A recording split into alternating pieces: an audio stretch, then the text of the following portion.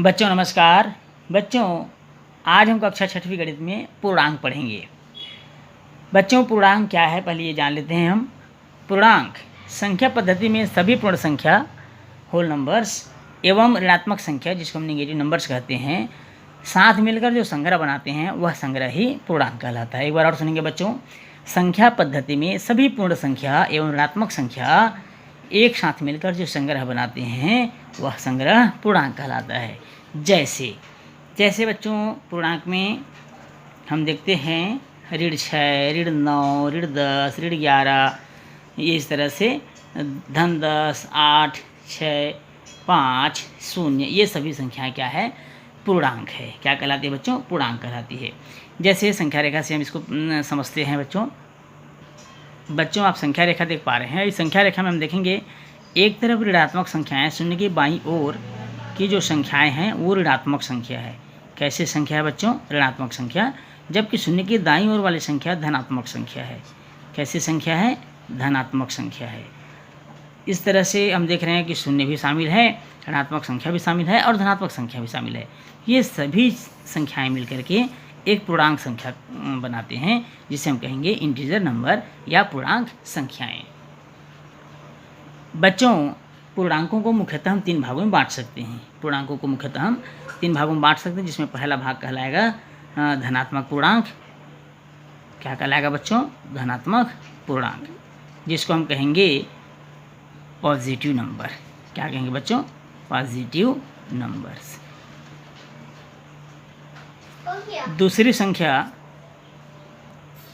दूसरा प्रकार है बच्चों इसमें ऋणात्मक पूर्णांक। क्या कहेंगे इसको हम? ऋणात्मक पूर्णांक, जिसको हम बोलते हैं नेगेटिव इंटीजर्स। क्या बोलेंगे बच्चों? नेगेटिव इंटीजर्स बोलेंगे। ये भी पॉजिटिव नंबर से ना बोलकर इसको पॉजिटिव इंटीजर्स बोल देंगे बच्चों, इसको पॉजिटिव इंटीजर्स। और तीसरा जो प्रकार होता है बच्चों पूर्णांक का वो है आपका 0 अर्थात 0। ये तीसरा प्रकार। इस तरह से पूर्णांकों को हम 3 भागों में बांट सकते हैं। अब हम देखते हैं बच्चों 2 पूर्णांकों में योग का नियम। योग के नियम में जैसे ऋणात्मक पूर्णांक को अगर हम ऋणात्मक पूर्णांक के साथ जोड़ दें तो हमको दोनों का योग प्राप्त होगा। धनात्मक पूर्णांक में यदि धनात्मक पूर्णांक में जोड़ दें तो दोनों को हमको योग प्राप्त होगा बच्चों। ऋणात्मक पूर्णांकों के साथ यदि धनात्मक पूर्णांक को जोड़ दें तब हमको दोनों का अंतर प्राप्त होगा।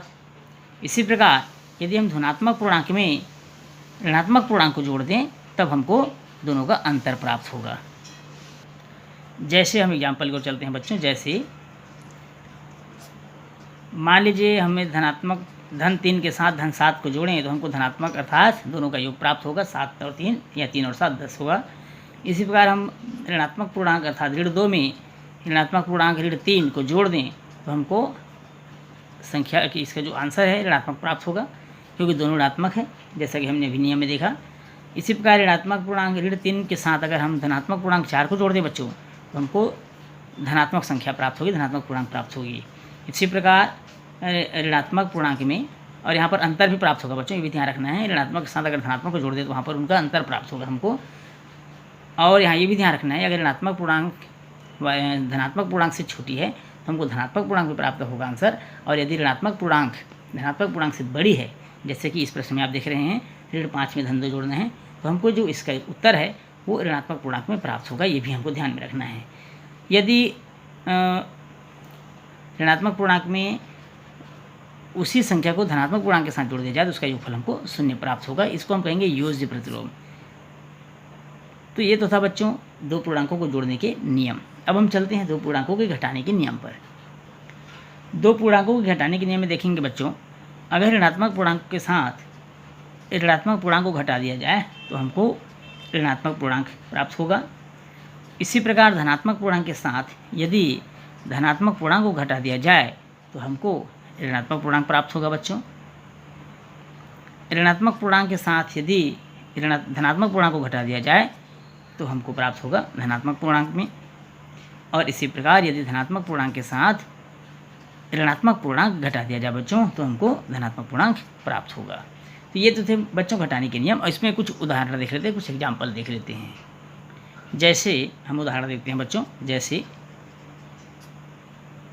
ऋण 3 में यदि ऋण 4 को घटा दिया जाए तो हमको धन 1 प्राप्त होगा। क्यों? क्योंकि बच्चों ऋण का ऋण से गुणा धन होता है और 4 में 3 घटाने से हमको 1 मिल जाएगा। इसी प्रकार यदि 3 में ऋण 4 को घटा दे तब हमको ऋणात्मक पूर्णांक में आंसर प्राप्त होगा। ऋण 3 में अगर ऋण 4 ये इस प्रकार का घटा दें तो हमको प्राप्त हो जाएगा बच्चों, क्योंकि 4 और 3 7 हो गया और 7 में 3 घटा दीजिए, 7 में 3 घटा दीजिए तो हमको कितना मिल जाएगा बच्चों, जल्दी बताइए। ये हो गया ऋण 4 और ऋण 4 हो गया धन 4 और 4 में 3 घटा देंगे हमको मिल जाएगा 1। कितना मिलेगा बच्चों? 1 मिल जाएगा। और ये कैसा है? धनात्मक पूर्णांक के रूप में है। तो इस तरह से हम इसको देख सकते हैं, हल कर सकते हैं। अब हम आते हैं बच्चों दो पूर्णांकों के गुणनफल का नियम। गुणनफल के हम नियम में देखेंगे बच्चों, यदि ऋणात्मक पूर्णांक का गुणनफल ऋणात्मक पूर्णांक से किया जाए तो हमको धनात्मक पूर्णांक प्राप्त होगा। धनात्मक पूर्णांक का गुणनफल यदि धनात्मक पूर्णांक के साथ किया जाए बच्चों तो हमको धनात्मक पूर्णांक प्राप्त होगा। ऋणात्मक पूर्णांक के साथ यदि धनात्मक पूर्णांक का गुणनफल किया जाए तो हमको ऋणात्मक पूर्णांक प्राप्त होगा। इसी प्रकार यदि धनात्मक पूर्णांक के साथ ऋणात्मक पूर्णांक का गुणनफल किया जाए बच्चों तो हमको ऋणात्मक पूर्णांक प्राप्त होगा। इसी प्रकार दो पूर्णांकों के विभाजन का भी नियम है बच्चों, चलिए देखते हैं उसको। विभाजन का नियम में क्या होता है बच्चों, यदि ऋणात्मक पूर्णांक का विभाजन ऋणात्मक पूर्णांक के साथ किया जाए तो हमको धनात्मक पूर्णांक प्राप्त होता है। इसी प्रकार यदि धनात्मक पूर्णांक का विभाजन धनात्मक पूर्णांक के साथ किया जाए तो हमको धनात्मक पूर्णांक प्राप्त होगा। ऋणात्मक पूर्णांक का विभाजन यदि धनात्मक पूर्णांक के साथ किया जाए तो हमको ऋणात्मक पूर्णांक प्राप्त होगा।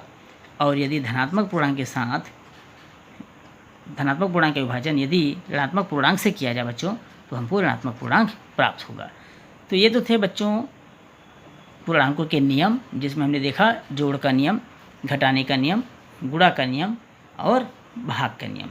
ये सारे नियम आप अच्छे से याद रखिएगा बच्चों, अच्छे से आपको समझना है इन सारे नियमों को, क्योंकि सारे सवाल इन्हीं नियमों पर आधारित होंगे। आप लोग इन सभी नियमों को अच्छे से कर लीजिएगा, अच्छे से समझ लीजिएगा बच्चों। इन नियमों के साथ आज की क्लास यहीं समाप्त करते हैं बच्चों। अगले क्लास में हम फिर मिलेंगे आपसे। यदि आप चैनल में नए हैं तो चैनल को सब्सक्राइब जरूर करिएगा। वीडियो पसंद आया हो बच्चों तो वीडियो को लाइक और शेयर जरूर करिएगा। तो मिलेंगे बच्चों अगले क्लास में, तब तक के लिए नमस्कार।